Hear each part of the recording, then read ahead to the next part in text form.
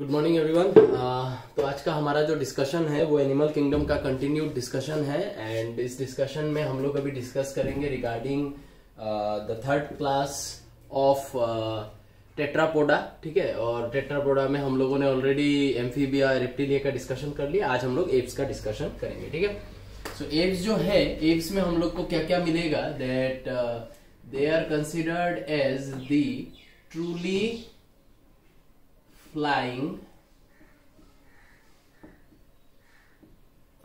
vertebrates। ठीक है, so they are considered as truly flying vertebrates। there are also some reptiles जिनमें कुछ special adaptation है flight लेने का। कुछ मैमल्स भी है जिन्होंने फ्लाइट लेने का कुछ एडेप्टेशंस किया है। लेकिन अगर हम लोग इवोल्यूशनरी लाइन के अकॉर्डिंगली देखें तो पहला वो ऑर्गेनिज्म जिसमें सच में फ्लाइट करने का एबिलिटी जिसने गेन किया वो एप्स है। ठीक है, तो hence they are called as truly flying vertebrates. Aves का जो स्टडी है, स्टडी ऑफ एप्स या स्टडी ऑफ बर्ड्स, ठीक है, तो स्टडी ऑफ एप्स या स्टडी ऑफ बर्ड्स, इसको हम लोग बुलाते हैं ornithology. Okay, it is believed that they have evolved from they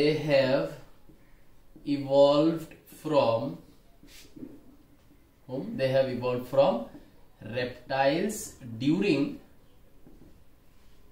geological time scale के हिसाब से। अभी तुम लोग का एक चैप्टर आएगा जिस चैप्टर का नाम है evolution, and in the evolution chapter you are going to find the geological time scale where you will get different era, period, epoch. This are the things that you will get over there. Okay, so there was a time period, ठीक है, near about you can say 3.5 million years ago, like that, okay, which is a Jurassic period. And during that particular period, from the reptiles, it is believed that the birds have come into existence, okay, evolved to become a bird. Now इस statement का अगर मैं example लिखूं तो एक example में एक bird मिलेगा जिस बर्ड को हम लोग बुलाते हैं आर्कियोप्टेरिक्स। तो ये जो बर्ड है आर्कियोप्टेरिक्स, इसको आजकल हम लोग मिसिंग लिंक बुलाते हैं। ठीक है, now what is the difference between connecting link and missing link? Connecting link you already know, when one animal shows the character of two different group, that is called as connecting link, is not it? Missing link is also a connecting link. This Archaeopteryx showed both reptilian characters, okay, it showed both reptilian characters as well as it also showed avian characters। ठीक है, दोनों तरीके का character इसने show किया। Reptile के जैसा भी था, एवियन कैरेक्टर्स भी था। फॉर एग्जांपल अगर तुम लोग आर्कियोप्टेरिक्स गूगल में करके देखोगे तो आर्कियोप्टेरिक्स जो था उसके बारे में तुम लोग को जब उसका स्केलेटन देखोगे, ऑब्वियसली ये आजकल it is not found in the world, it has become extinct. Because ये एक्सटिंक्ट हो गया इसलिए मिसिंग, और बिकॉज ये दोनों का कैरेक्टर शो करता है इसलिए मिसिंग लिंक, है ना। तो अब ये क्या कैरेक्टर्स शो करता है? As per the avian characters का बारे में अगर मैं बात करूं तो दिस आर्कियोप्टेरिक्स जो है, this archaeopteryx had a modified forelimb. ठीक है, तो इसका जो फोरलिम है वो मॉडिफाई हो गया था और ये मॉडिफाई होके विंग लाइक बन गया था। बट इसका जो विंग था इसके विंग में फीदर्स वेर रिड्यूस्ड, फीदर्स बहुत कम था। आजकल बर्ड्स के feathers, they have a lot of feathers in their wing which helps them in taking the glide and to fly. So this particular animal that we are talking over here, it had some kind of avian characteristics but which were not complete. Okay, suppose another avian characteristics, you can say that it had beak present. So having a beak, the jaws gets modified into beak. That is a character of birds. In birds their jaw is not there, their jaw gets modified into beak. Okay, so it had beak, but in today's bird the beak are toothless, they do not have teeth inside their beak. So but ये जो animal था Archaeopteryx, it had toothed beak, so having teeth, okay, and all those teeth were acrodont teeth. Acrodont teeth, I hope you understand what is acrodont teeth. When the teeth is attached directly to the bony socket, suppose this is the bony socket and this is the teeth. So when the teeth will be attached like this with the bony socket, that kind of dentition is called as what? Acrodont kind of dentition. So it had tooth beak. Okay, then birds they do not have scales in their body. लेकिन reptiles में हमको पता है scales are there, तो scales were present. तो देखो कुछ कुछ कैरेक्टर ये क्या कर रहा है, रेप्टाइल जैसा शो कर रहा है, दांत का होना, बॉडी में स्केल्स का होना. एवियन कैरेक्टर भी कुछ कुछ शो कर रहा है, बीक है लेकिन वो टूथ्ड है. फोरलिम मॉडिफाई होके विंग के जैसा बन गया है, लेकिन the feathers are not there properly. So ये क्या कर सकता है, इतना भी मतलब वेल एडेप्टेड फ्लाइट, इतना ऊंचा ऊंचा नहीं उड़ सकता, लेकिन थोड़ा बहुत उड़ने का एबिलिटी इसमें है. तो ये आर्कियोप्टेरिक्स दिखाता है that from the reptiles the birds have come, and that too the evolution started when during the Jurassic period. Okay, other than this there are some normal general characteristics which you will understand. Suppose in apes we will say that the apes are homeothermal, ठीक है, as well as they are endothermal. So endothermal का मतलब क्या, they are hot blooded animal. Homeothermal का मतलब the animals which can maintain a constant body temperature. Okay, that is what homeothermal means. Another point is that it is considered that in the entire animal kingdom, birds are known to have the richest blood.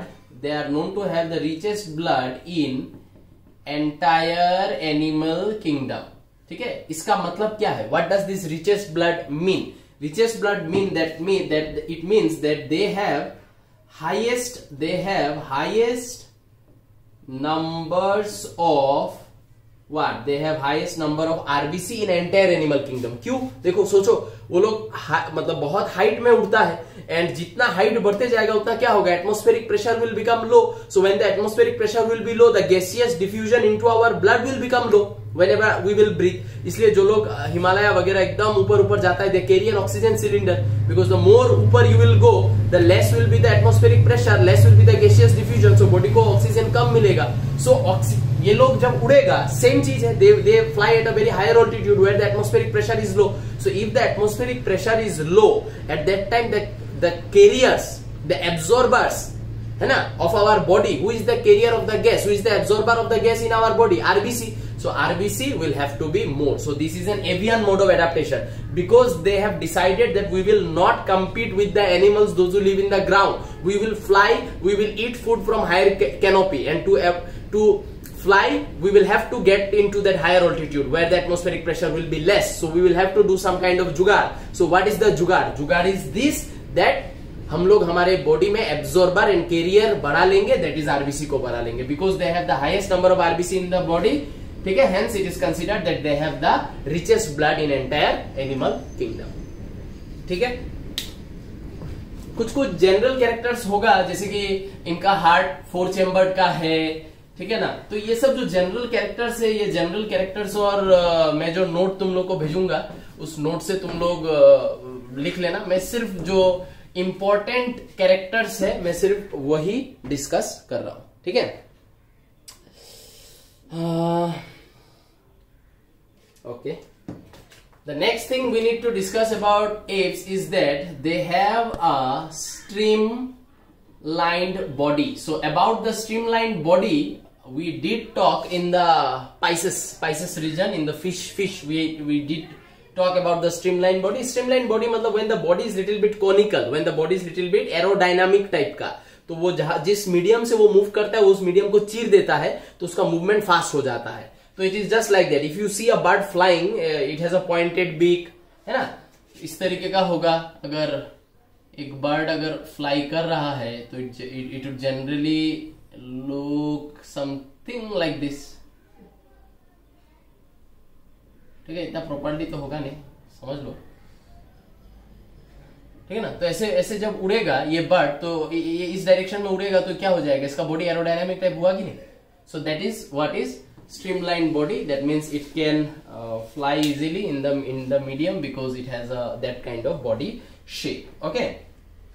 Another thing is that how come this animal gets the power of moving its forelimb that faster, that it can fly so higher, or it can fly continuously. From where that power comes to continuously keep on moving the forelimb? That power comes from their muscles which are called as pectoral muscles. ठीक है, ये pectoral muscle वही है जिसको chicken में हम लोग क्या बुलाते हैं, चिकन ब्रिस्ट। दैट मीन्स अगर एक बर्ड ऐसे सामने खड़ा है तो उसका सपोज ऐसे विंग खोल दिया है तो ये वाला जो रीजन है, this region in all the animals is called as the pectoral region. Okay, so their muscles, the pectoral muscles are very hard working, you can say. The pectoral muscles are very hard working, very well developed, and that muscle provides that necessary strength to the wings with the help of which they fly. ठीक है ना, तो इसलिए जो जिस जगह का muscles को तुम ज्यादा वर्कआउट कराओगे उस जगह का मसल सबसे ज्यादा डेवलप होगा। इसलिए चिकन वगैरह ये सब बर्ड्स वगैरह का क्या होता है, सबसे ज्यादा फ्लैश, सबसे ज्यादा मीट कहाँ रहता है, इन द ब्रिस्ट रीजन। ठीक है, इसके बाद एक और चीज है, दे हैव अ यूनिक, ठीक है, this the birds they have a unique sternum. ठीक है, they have a unique sternum and that sternum in them is called as keel. Okay, now sternum, I hope you know, sternum के बारे में locomotion and movement chapter में पढ़ना चाहिए। ठीक है ना, यहां पे होता है, ठीक है, हमारा ये क्या है, क्लेविकल, क्लेविकल, दिस इज स्टारनम, एकदम मिडिल ऑफ द चेस्ट से जो नीचे की तरफ रन कर रहा है, जहां पे आके रिब्स जुड़ता है, that is called sternum, is not it. तो इनका जो स्टारनम है, उनका स्टारनम में जो क्लेविकल जुड़ा हुआ है, वो क्लेविकल कुछ इस तरीके से जुड़ा हुआ है, ऐसे, जैसे कि हमारा क्लेविकल कैसे जुड़ा हुआ है, देखो ऐसे ऐसे, बीच में है स्टारनम, लाइक दिस। ठीक है, तो ये हमारा स्टारनम है and this is how clavicle are attached with our sternum, है ना, एकदम सीधा सीधा यहां से स्टारनम। इन लोग का क्या होता है, इनका स्टारनम ऐसे ऐसे होगा, इनका स्टारनम, ठीक है ना, और इनका जो क्लेविकल है वो क्लेविकल प्रेजेंट होता है ऐसा एंड ऐसा। ठीक है, ये क्लेविकल ऐसा क्यों होता है, in order to complement with their body shape, is not it. हमारा जैसे कि हेड ऐसे आगे, हमारा शोल्डर फ्लैट फ्लैट टाइप का है शोल्डर, ठीक है, लेकिन इनका शोल्डर तो फ्लैट नहीं है, इनका बॉडी का जो डिजाइन है वो डिजाइन कैसा है, कुछ